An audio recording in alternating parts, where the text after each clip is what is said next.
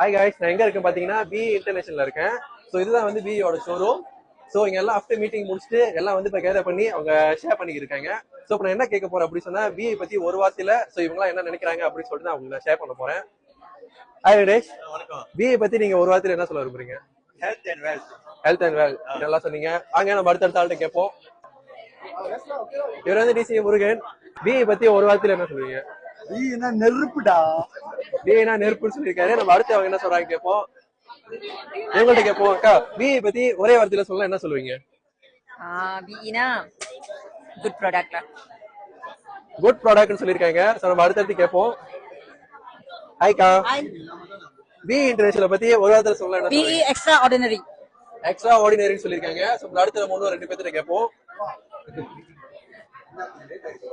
Weather பிஸியா பேசிக்கிட்டு இருக்காரு. Sorry to interrupt. B international பத்தி ஒரே வார்த்தையில சொல்ல என்ன சொல்லுவீங்க? பினா எனர்ஜி. எனர்ஜின்னு சொல்லியிருக்காரு. இவரை கேட்போம். பி இன்டர்நேஷனல் பத்தி நீங்க என்ன நினைக்கிறீங்க? ஒரு வார்த்தையில சொல்ல என்ன சொல்லுவீங்க?